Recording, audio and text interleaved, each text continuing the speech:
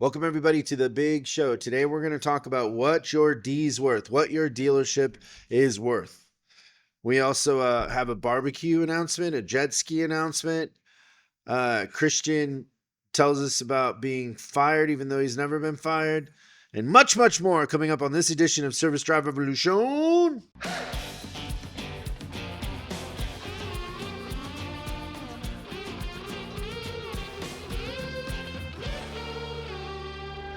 So we were just watching testimonials from the Leadership Squared experience that we're doing. That was pretty fun. And you have described it, and I don't think it's this at all, but you've described it that it's like the workshop equivalent, thank you, of the Sphere in Vegas. Yes. Remember when you said that? Yes. Do you know that none of those testimonials that we watched say anything about the library and the technology we're using? Really? Nothing. Oh, no. That was like the most impressive thing to me. They all talk about, think about what we were just watching in my office. None of them talk about it. Yeah, you're right. Isn't that crazy?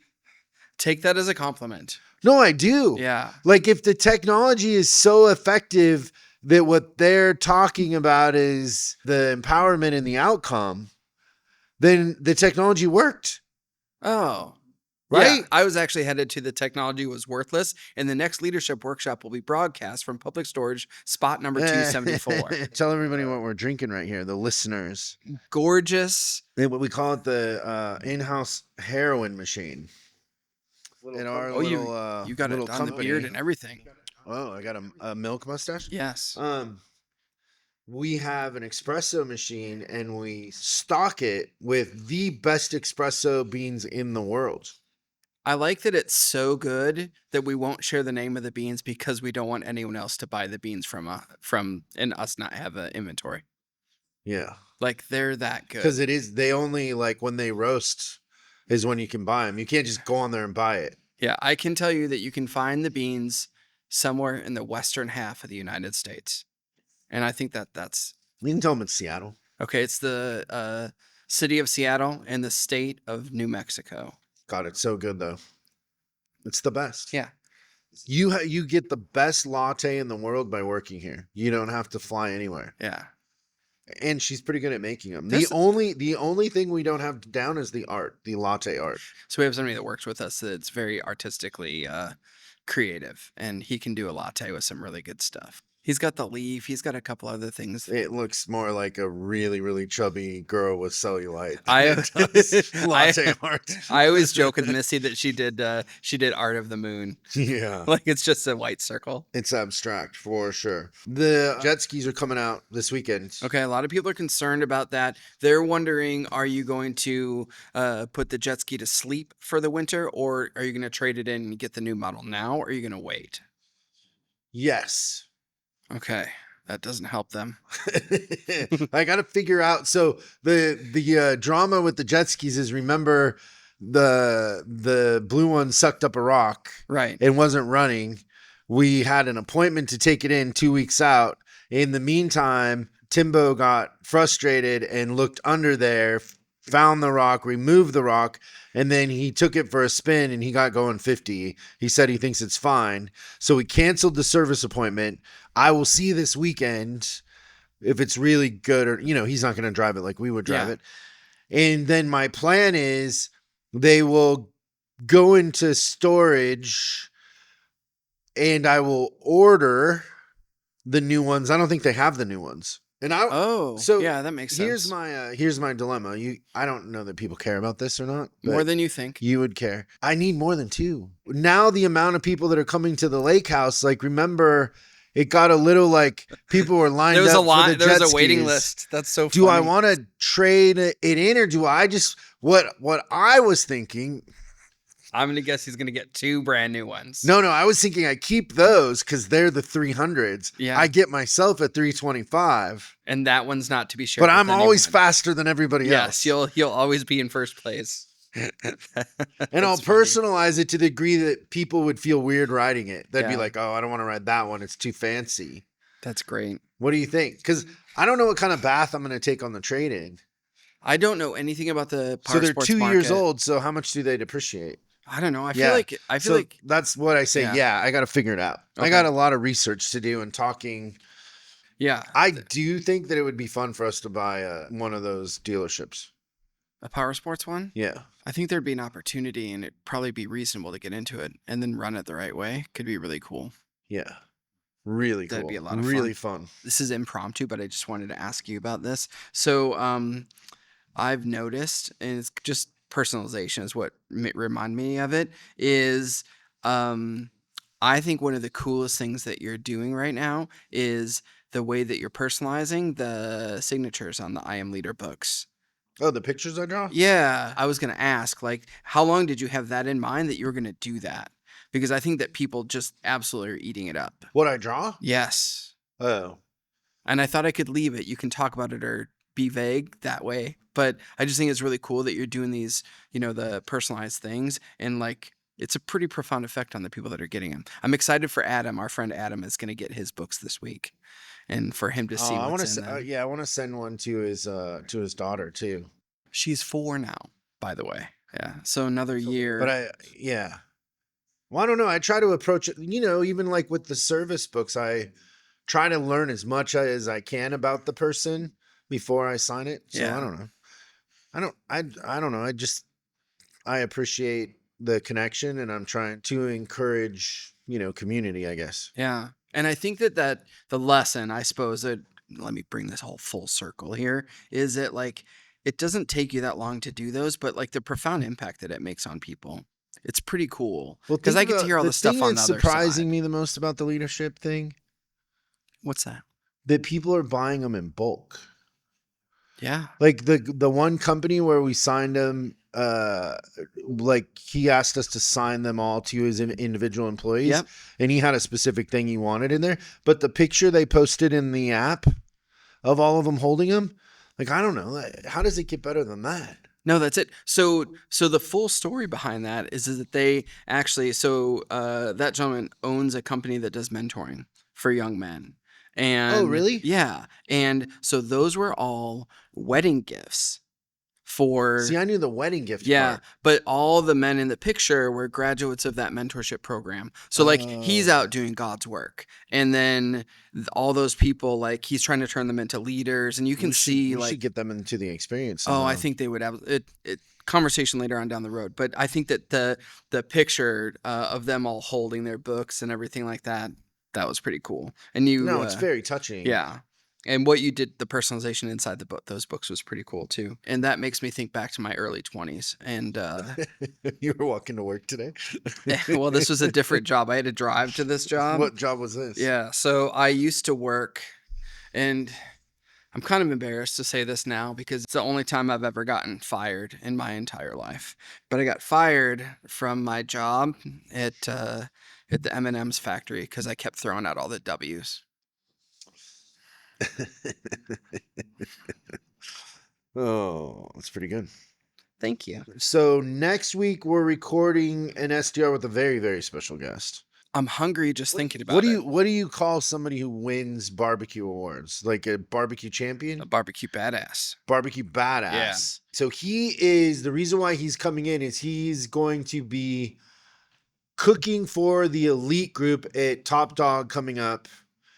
So what we do at the elite meetings for our elite managers in our coaching group is we always study somebody else's business. So he's going to put his barbecue pit thing in my driveway.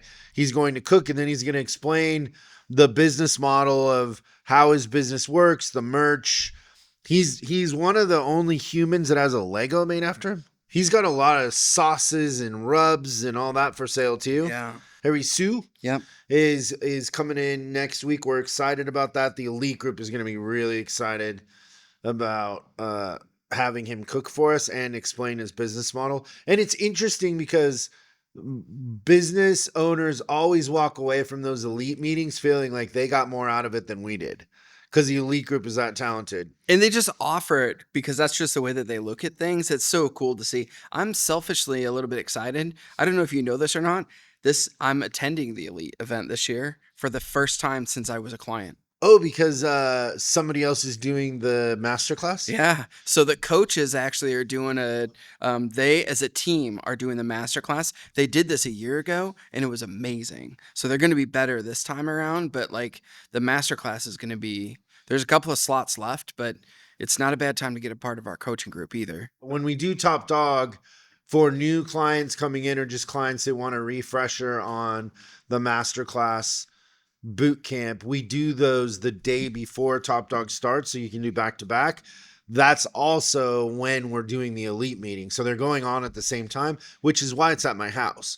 So elite is historically at my house, and then the master classes here in the library. Then that night we have a dinner, and then that's the opening of Top Dog. And then Will Gutierrez, our speaker, On Friday, you won't one wanna of the miss that speakers. We either. got a couple of speakers that are pretty exciting.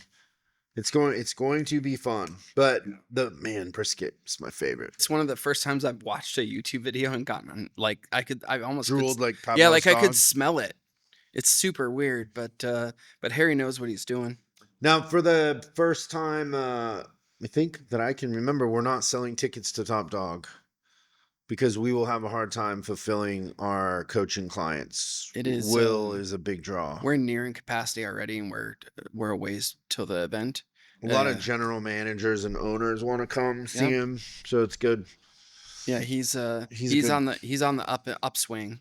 Then that morning that Will speaks, Elite gets to have breakfast with them in their picture and hang out with them before the meeting starts. Yeah, that doesn't suck. Yeah, the Elite group is getting pretty spoiled. It's fun. Well, they earned it. Yeah. What's in the news, Christian?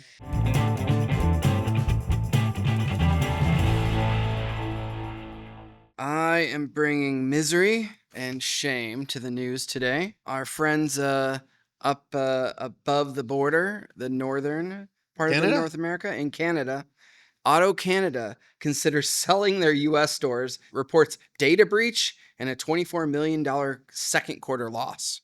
Ooh. So this is a crazy thing. Now I'm gonna guess that there's other assets that kind of played into this. They reported a total loss of $33 million for a quarter. Now this is a crazy thing. Is just if you didn't think things were changing year over year, what do you think they reported for profit or loss in the second quarter of 2023, just 12 months earlier? So they reported a loss of 33.1 million. What do you think they did a year ago? They did 40 million in profit. 45.2 million. That's amazing. Wow, I'm that pretty you close. Knew that. Yeah. That's a $75 million swing. 78 million, $78.3 million swing. There's Christian with that on the spectrum math. That is the Rain Man math that he can do in his head. The math isn't the only thing that He puts doesn't me on need the a spectrum calculator. either.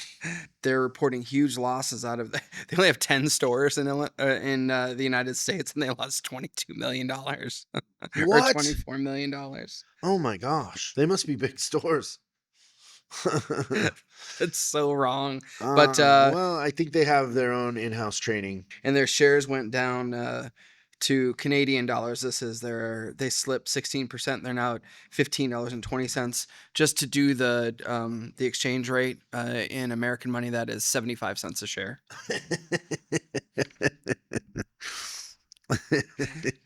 That's a lot of money to lose out of 10 stores. Yeah, their DMS going down doesn't help. Never. I mean, it's plus, right? It's just like then at there's some ancillary. point you just want to consolidate and regroup. I don't blame them for thinking about selling those stores.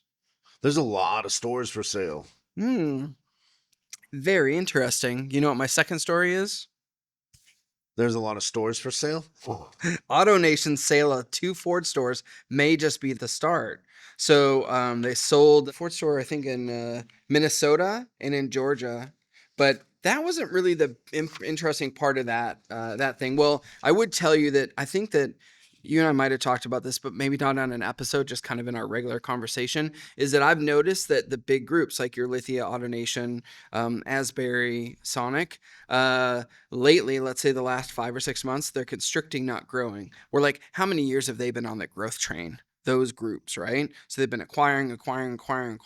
Now they're kind of constricting and selling. So like, I think it was like last year at this time, Asbury had like $23 million in assets listed for sale. Let's see if you can go 2 for 2 on this. What do you think they have in total sales available right now? of assets for So this Asbury. is dealership that they're trying to sell. Yes, so it's held for sale, and they have to regulatorily file this because they're a publicly traded group. Is it 100 million? It's $206 million. Ooh, that's a fire sale. That's a fire sale. Wow. That's scary. It's pretty interesting. This is Asbury? This is Asbury. What does AutoNation have for sale? It didn't say. I really wish it did. Well, I mean, think about if they have that much for sale, AutoNation probably has way more for sale, I right? agree. So you know what kind of happens, right, in these sort of downturns is you can make the stock go up by selling your lowest performing assets. Yeah, because it would make the earnings and all that other stuff change. and you right? can also kind of make the fact that you overpaid for them go away too. Like Yeah. you can write it off, and you know there's ways that they just make that stuff kind of disappear in a quarter and then it's gone. Well, it reminds me of like your Warren Buffett's and stuff like that. Like there's always people that are way ahead of the game and they're like seeing the writing on the wall, and it feels like that's these people right now, that they're seeing something. It's like, okay, so maybe we spent a year overpaying for stores, we got to fix it.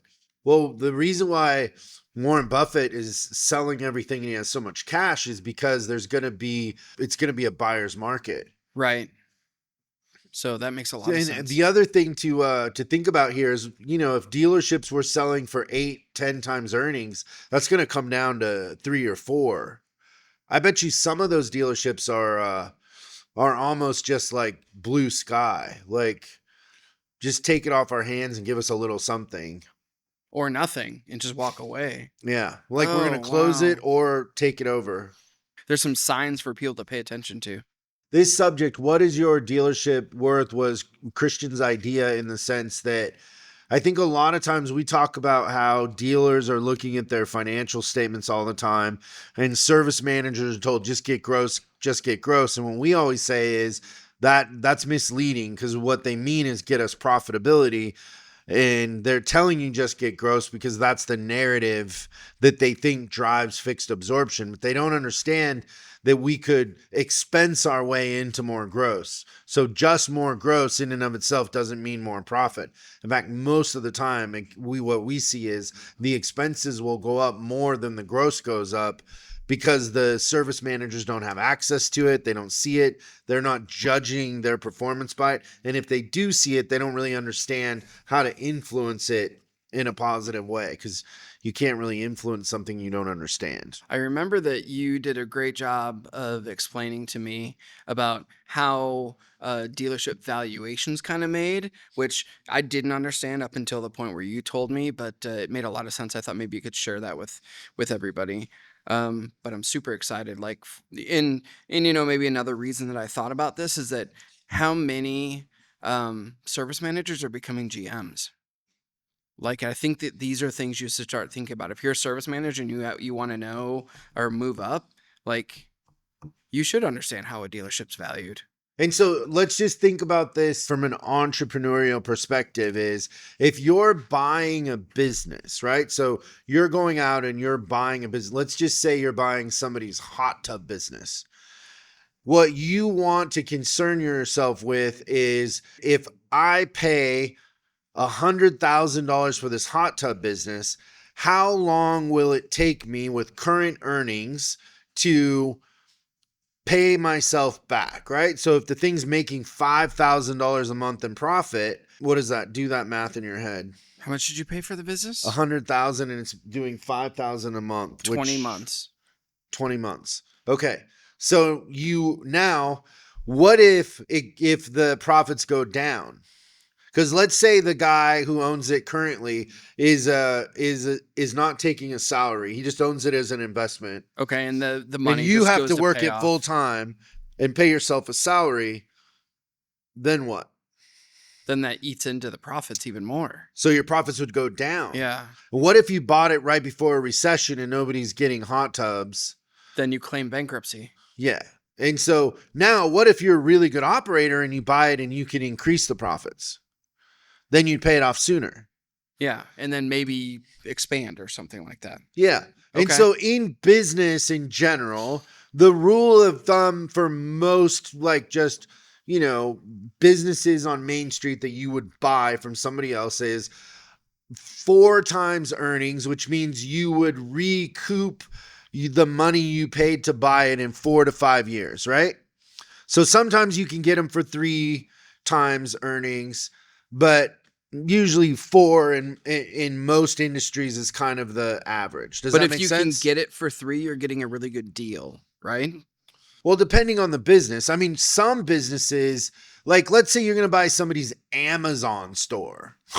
Which should have no overhead for the most part. But right? also, like somebody from China can come in and undercut your frying pans pretty quick. So it's pretty volatile. Oh, so yeah, so you can go to relevant to irrelevant in a very short amount of time. So Okay. the risk associated with, if you're buying a business and that business has been there for 30 years and they have a customer base and it's in an industry that's pretty secure, then that to varying degree, like, is the business going to be here in 4 years? Well, an Amazon store, you don't know. Yeah. Because an Amazon store doesn't really have any sort of leverage. Same thing with something that you're selling on Google. Like, you don't really have a lot of leverage. Because if Google changes their algorithm, you're out of business. Okay. Like all that your makes eggs sense. in one basket, right? Okay. So now when it comes to car dealerships over, I don't know, the last so many years, like let's maybe say like 15, probably, maybe a little more.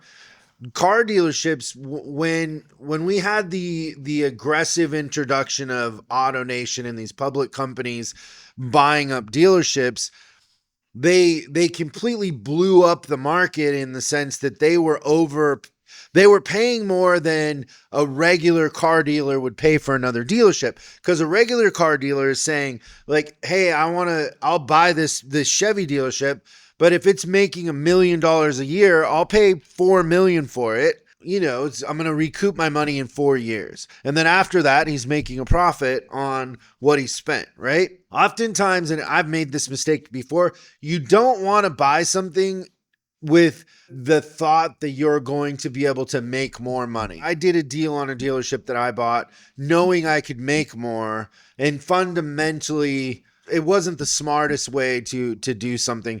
You want to buy it on the fundamentals, and then if you can make more, make more. But don't let that be your decision most of the time, right? Especially if that's the way that you have to be successful, is that Yeah. it has to grow.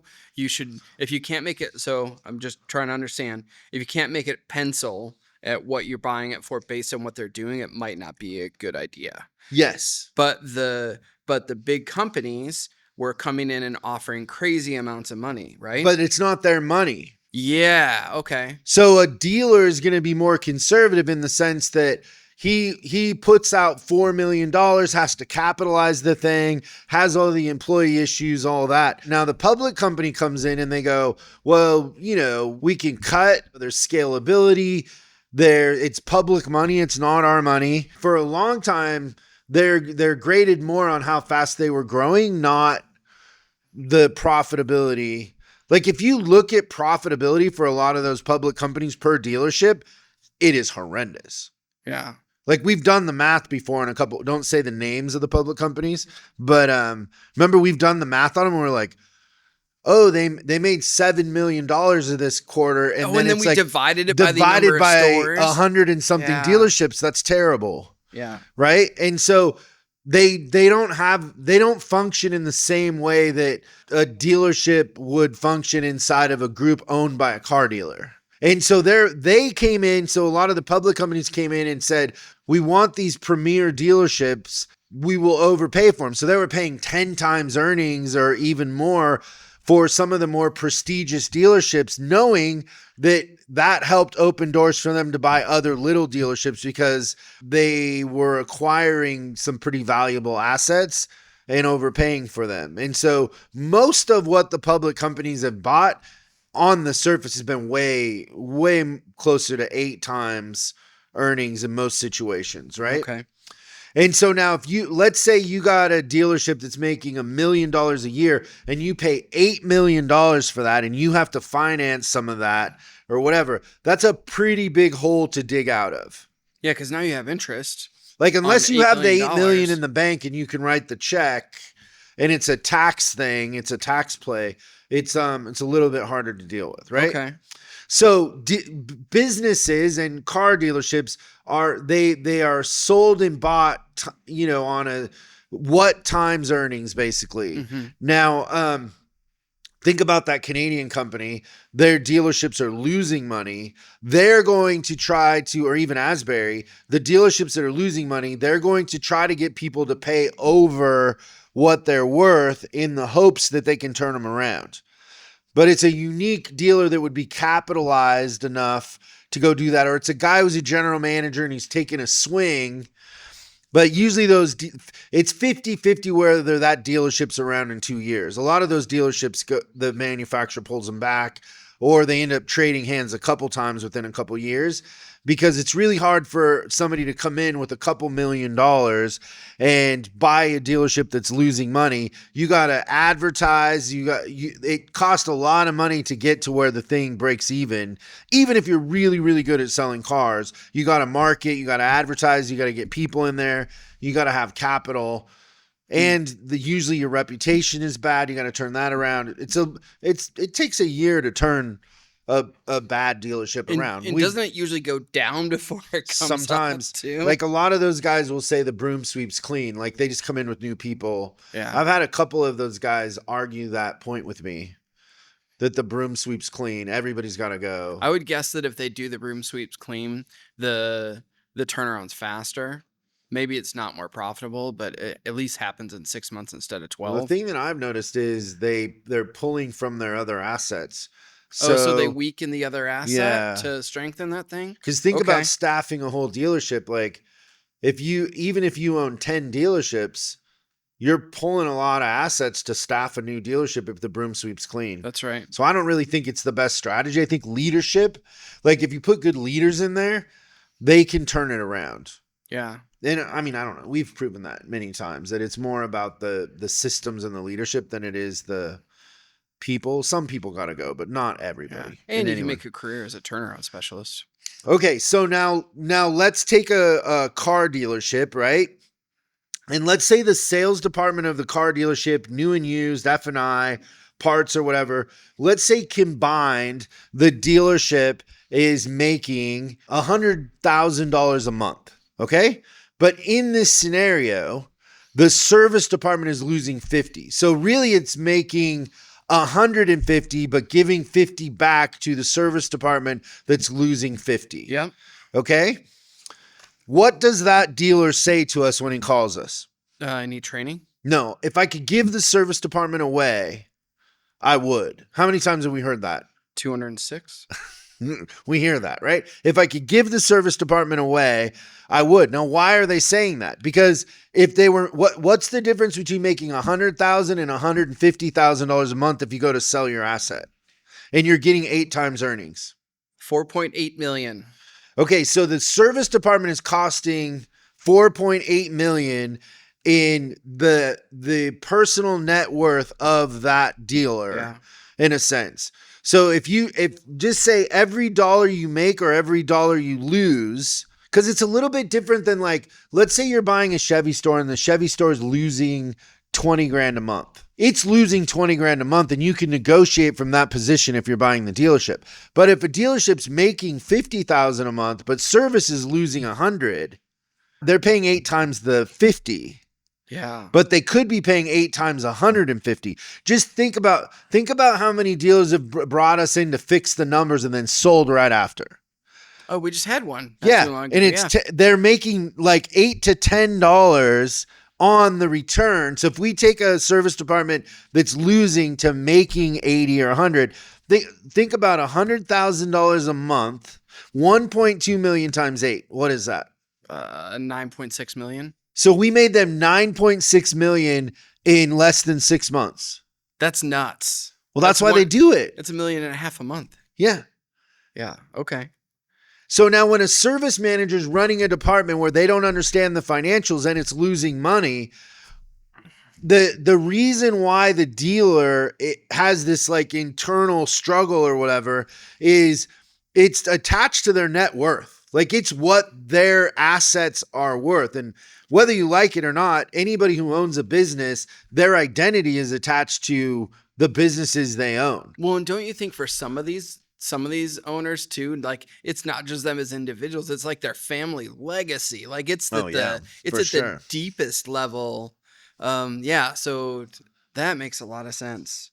So every dollar that you make is worth 8. Every dollar that you lose is -8. Like, just amplify it Yeah. times whatever it is. Now, those multiples are probably going to come down here in the current time we're in over the next probably year, I would say, because the publics aren't buying, and the interest rates the way they are and the way that the business is, it's not an attractive thing to go buy a car dealership right now. Yeah, there's so many more businesses that give you a better return, right? Totally, like motorsports, jet skis.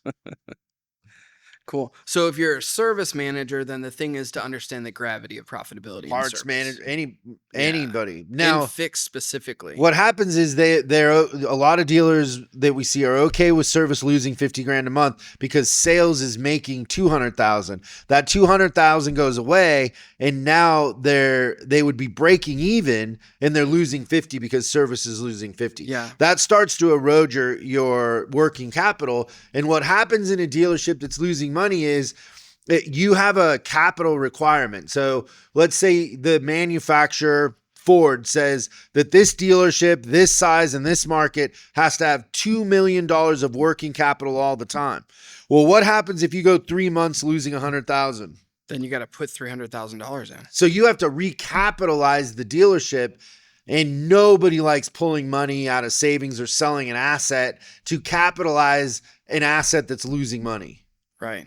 No matter who it is, you always have to do a gut check, which is why these public companies probably in a lot of these situations are like, we're sick of recapitalizing these dealerships. Let's just get rid of them or get somebody to buy them. Yeah, take them off the books. And I've seen things with public companies when I've been in a buy sell where public companies will, I had this situation with one of the public companies that they were pumping money back into the dealership that wasn't real sales. Oh, that's interesting. They were doing it in weird ways, like where they would credit the rent. They would do things like that. So you would look at the lease, and the lease on the building was like, you pay $40,000 a month. But when you looked at the rent line, they were paying $10,000 a month. Yeah. And so if you buy the dealership now, you got to pay $40,000. You're assuming that lease, and nobody's offsetting that rent $30,000. So I found it in the rent. I found it in the management fee. They were putting it back. They're really sneaky the way that they've been practicing for a lot of years. Just think about this. You got one big financial for the whole company, and then you have a bunch of little companies, and then a bunch of dealerships that are all different corporations. How much you can hide in that many financials. Oh, yeah. Super interesting. You have to be really good at looking for that stuff. Nice. It reminds me of another business. I dated this girl. She used to collect magazines. She had a lot of issues. It's great. Thank you. Any questions on the valuation? Yeah, I think just maybe recap again, like if you own a dealership or if you're a service or parts manager, like kind of understanding like it's probably the difference between buying, selling, and having a job or not having a job, or having a store, not having a store, is that I feel like there's something to and maybe I'm wrong, so please correct me, but I was thinking about it like this: like if you have fixed profitability that's consistent and easy to plan, you can almost kind of like put the money in the bank every month. Whereas if you have like a year of variable profitability, it's like, yeah, it's great while it's going good, but it's not something that, like, I feel like if you were looking at financials, you'd be way more inclined to look for a healthy fixed than a healthy variable. Well, I think you can have both. Okay. Like, I think you need both, but I think the fixed is the cream on top. Like, that's the real foundation, because it allows you to be more aggressive on the variable side in times where, let's say your inventory is stacking up and you're paying interest on that inventory that's just sitting and not selling. You can give those cars away and you can still survive. Where sometimes you can't afford to give them away and you can't afford to keep them. And that happens in a downturn where people are choking on inventory. They're paying a high interest rate every month to floor those cars because the manufacturer doesn't give you a car. You have to put it on a line of credit. Yeah. And that line of credit is, affected by the higher interest rates in that way. I think too, like, coming from being a car dealer, the reason why I always gravitate towards setting our thing up where we're tracking ROI on what we do for dealers is that's the thing that I hated as a dealer is like, if I had somebody, a training or consulting company or whatever come in and they made me another $10 and it cost me $1 to get that $10, they were increasing my net worth by $7. I was fine with that. But if they came in, I was paying them $1 and nothing happened, except people were excited or they trained. Like the outcome of the training has to be more money to the bottom line. So when we say like the two most important things in fixed ops are profitability and the customer experience, a lot of trainers out there are like, well, we'll do advisor training, but they don't even look at what their advisor training does to the profitability and the bottom line. They could care less. They don't want that responsibility because it's harder. The way we're doing it is way harder. Yeah. We're judging ourselves on the ROI, right? But when some of our clients are getting a 20, 30 times ROI on what we're doing for them, we're making them. So if you take $20 times 8, what is that? 160. 160. So they're making the valuation is 160 on the 20. Yeah. Does that make sense? It makes a lot of sense. And they paid us $1 to do that. It's silly almost. Yeah. Cool. Well, we want it to be that way though. Yeah, everyone wins. Good stuff.